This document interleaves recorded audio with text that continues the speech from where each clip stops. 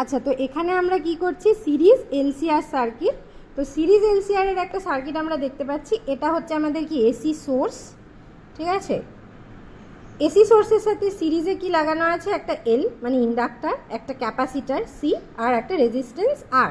এবং সার্কিটে কি থাকবে, সার্কিটের মধ্যে দিয়ে কত কারেন্ট যাচ্ছে সেটা মাপার জন্য আমাদের কি লাগবে, একটা অ্যামমিটার বা আই, যেটা দিয়ে মিলি অ্যাম্পিয়ার দিয়ে আমরা কি করব, কারেন্ট কত যাচ্ছে সার্কিটে সেটা মেজার করব।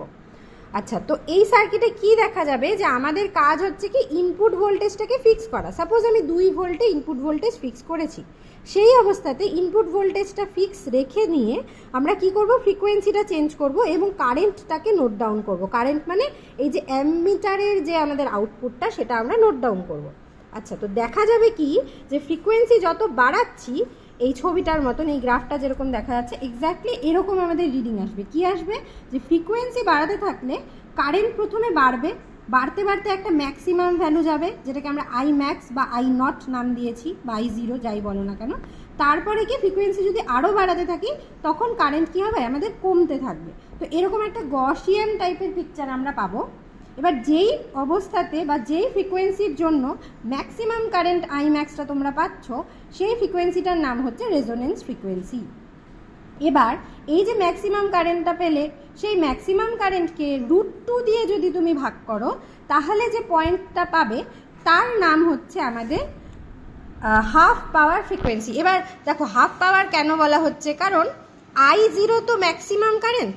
এবার I0কে যখন আমি √2 দিয়ে ভাগ করছি, 2 দিয়ে ভাগ করলে তো হাফ বলার কথা, কিন্তু √2 দিয়ে ভাগ করছি কারণ আমরা জানি কি পাওয়ার ইকুয়াল টু কি হচ্ছে, ভোল্টেজ ইন্টু কারেন্ট। তো তুমি যখন √2 দিয়ে ভাগ করছো সেক্ষেত্রে কি হচ্ছে, পাওয়ারকে তোমাকে হাফ পাওয়ার মানে কি, পাওয়ারকে তোমাকে অর্ধেক করতে হবে। পাওয়ারকে অর্ধেক করা মানে কি, ভোল্টেজকে √2 দিয়ে ভাগ করো, কারেন্টকে √2 দিয়ে ভাগ করো, বুঝতে পারলে? তাহলে কারেন্ট কত দিয়ে ভাগ করছি আমরা, √2 দিয়ে। অর্থাৎ যেই অবস্থাতে বা সার্কিটের মধ্যে বা যেই গ্রাফটা তুমি করেছো, সেই গ্রাফের যেই পয়েন্টে কারেন্টের ভ্যালুটা ম্যাক্সিমাম কারেন্টকে √2 মানে √2 ভাগ হবে, সেই পয়েন্টটাকে আমরা বলছি হাফ পাওয়ার পয়েন্ট। এবার সেই অবস্থাতে বা সেই কারেন্ট বরাবর আমরা কি করলাম, সেই ভ্যালুটা নিয়ে এক্স অ্যাক্সিসের প্যারালাল একটা লাইন ড্র করলাম। কি হবে তাহলে, এই লাইনের সব পয়েন্টে আই এর ভ্যালু কত হবে, I0/√2। তো সেই কাট মানে যেই লাইনটা তুমি পাবে, সেই লাইনটা আমাদের গ্রাফকে দুটো পয়েন্টে কাট করবে, একটা নিচের দিকে আর একটা উপরের দিকে। এই নিচের দিকে যেই পয়েন্টে কাট করলো তার থেকে যদি তুমি একটা লম্ব টানো এক্স অ্যাক্সিসের ওপরে, তাহলে তুমি যে ফ্রিকোয়েন্সিটা পাবে তার নাম দিলে F1। এবং এই ওপরের দিকে যেই পয়েন্টটাতে কাট করলো সেখান থেকে তুমি যদি একটা পারপেন্ডিকুলার টানো এক্স অ্যাক্সিসে, যেখানে ছেদ করবে তার নাম হচ্ছে আমার F2। এই F2 আর F1 এই দুটো ফ্রিকোয়েন্সির নাম কি দেওয়া হয়েছে, একটা হচ্ছে লোয়ার হাফ পাওয়ার ফ্রিকোয়েন্সি, একটা হচ্ছে আপার হাফ পাওয়ার ফ্রিকোয়েন্সি।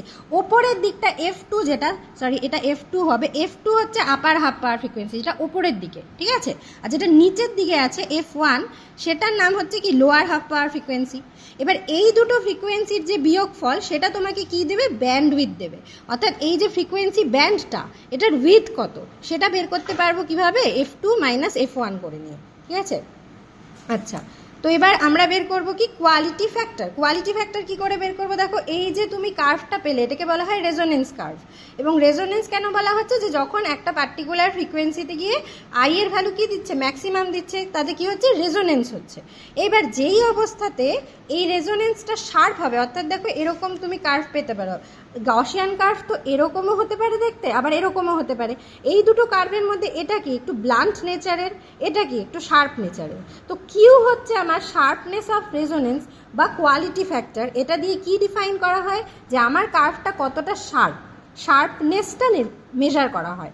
যদি F2 আর F1, সাপোজ এটা যদি আমার কার্ভটা হয়, তাহলে সেক্ষেত্রে F2 আর F1 এর মধ্যে ডিফারেন্স কি হবে, বেশি হবে। আর যদি এটা আমার কার্ভ হয়, তাহলে F2 আর F1 এর মধ্যে ডিফারেন্স কি হবে, আমার অবভিয়াসলি কম হবে।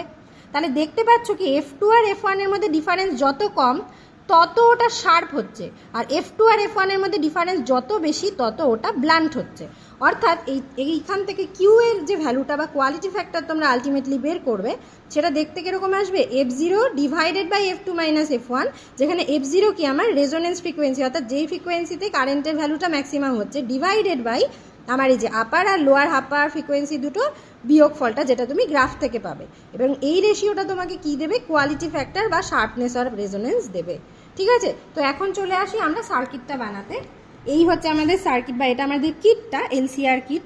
এবং এখানে কি হচ্ছে, অডিও আউটপুট। এটা আমাদের অডিও আউটপুট থেকে কি নিতে হবে, আমাদের একটা সোর্স থেকে কি নেব, এই যে সোর্স থেকে আমরা একটা তার দিয়ে বা একটা জ্যাক দিয়ে প্রথমে কোথায় নিয়ে যাচ্ছি, আর এ নিয়ে যাচ্ছি। ঠিক আছে, আর থেকে সিরিজে কোথায় নিয়ে যাব, আর থেকে অবভিয়াসলি এল এ নিয়ে যাব, পরপর যাচ্ছি, আর থেকে এল থেকে কোথায় যাব, এল থেকে সিতে যাব, সিতে গেলাম, সি থেকে কোথায় যাব, অবভিয়াসলি অ্যামমিটার, কারণ এখন কিন্তু আমাদের কতটা কারেন্ট আছে সেটা চেক করতে হবে সার্কিটে। তাহলে সিরিজে আমাদের লাগাতে হবে অ্যামমিটার। কোথায় অ্যামমিটার আছে, এখানে মিলি অ্যাম্পিয়ার লেখা আছে, তাহলে অ্যামমিটারে কানেক্ট করলাম। আর ফাইনালি কি করব, এটাকে ক্লোজ করব, তাই তো এই যে অ্যামমিটার থেকে সার্কিটকে করে দিলাম ক্লোজ। ঠিক আছে, তাহলে এই যে সোর্স থেকে চলে গেল আর থেকে চলে গেল এল থেকে চলে গেল সি থেকে চলে গেল অ্যামমিটার থেকে সার্কিট ক্লোজ।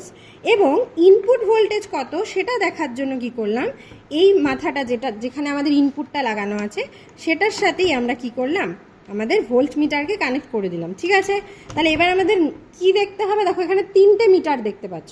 এটাতে কি লেখা আছে, কিলোহার্টজ, তাহলে এটা ফ্রিকোয়েন্সি মিটার। এটাতে কি লেখা আছে, মিলি অ্যাম্পিয়ার, তাহলে এটা কারেন্ট মিটার বা অ্যামমিটার। আর এটাতে কিছু লেখা আছে, এপাশে দেখতে পাচ্ছ ভোল্ট লেখা আছে, অর্থাৎ এটা ভোল্ট মিটার। এবার আমরা সার্কিটটাকে যদি অন করি, ঠিক আছে, সার্কিটটাকে আমরা অন করলাম। তো আমি ফ্রিকোয়েন্সিটাকে একদম কমিয়ে রাখছি আগে ইনিশিয়ালি। এটা আমাদের ফ্রিকোয়েন্সি দেখতে পাচ্ছ, frequency range 10 hertz to 10 kilohertz. এটা কিলোতে দেওয়া আছে, এই কিলোর নবটাকে প্রেস করা আছে এখানে। আর অ্যাম্পলিটিউড কন্ট্রোল, এটা দিয়ে ভোল্টেজকে কন্ট্রোল করতে পারি আমরা। তো কি করব, আমরা এখানে ভোল্টেজকে প্রথমে কনস্ট্যান্ট একটা ভোল্টেজে রাখবো। সাপোজ এখানে আমি 2 ভোল্টে কনস্ট্যান্ট রাখলাম এটাকে। ঠিক আছে, এবং যেটাতে আমি কনস্ট্যান্ট রাখবো থ্রু আউট দ্য প্র্যাকটিক্যাল, কিন্তু আমি সেটা চেঞ্জ করব না। 2 ভোল্ট থাকলে ওটা 2 ভোল্ট কনস্ট্যান্ট থেকে যাবে। তাহলে 2 ভোল্ট এটাকে কনস্ট্যান্ট করলাম, এটাকে হলো 2 ভোল্ট। এই অবস্থাতে এটা দেখতে পাচ্ছ কি, এটা আমার ফ্রিকোয়েন্সি মিটার। এটাকে বাড়াতে থাকবো, তখন কি বাড়বে, এটা বাড়বে। অর্থাৎ এই নবটা যদি আমি বাড়াই ভ্যালুটাকে, তাহলে এখানে আমার ফ্রিকোয়েন্সিটা বাড়বে, তার সাথে সাথে কারেন্টটা আমরা নোট ডাউন করব। এবং কি দেখতে পারবো, যে এটা বাড়ালে, অর্থাৎ এটা বাড়ালে এটা বাড়বে, একটা ভ্যালু অবধি বাড়বে, ম্যাক্সিমাম যাবে, অর্থাৎ আই ম্যাক্স পাবো। তারপরে কি হবে, আবার কমতে শুরু করবে। ঠিক আছে, ওটা আমরা নোট ডাউন করব। তাহলে বাড়াচ্ছি, এটা দেখতে পাচ্ছ, এটা বাড়বে এবং এটা বাড়বে, এই দুটোতে চোখ রাখো। তাহলে এটা বাড়াচ্ছি, যে 0.6 আসলো, এবং এটাও দেখো বাড়ছে 0.9, এবারে 1 আসলো, 1.15, এটাও বাড়ছে, এটাও বাড়ছে। ঠিক আছে, মোটামুটি কতগুলো রিডিং নেব আমরা, হাইয়েস্ট I0 যেই ভ্যালুটা পাবো, I0 তাকে √2 দিয়ে ভাগ করলে যে ভ্যালুটা পাবে কারেন্টের, তার আগের থেকে শুরু করে তার পরে অবধি নিয়ে যেতে হবে। ঠিক আছে, তাহলে দেখে নিচ্ছি কতটা আমাদের ম্যাক্সিমাম কারেন্ট আসছে এখানে।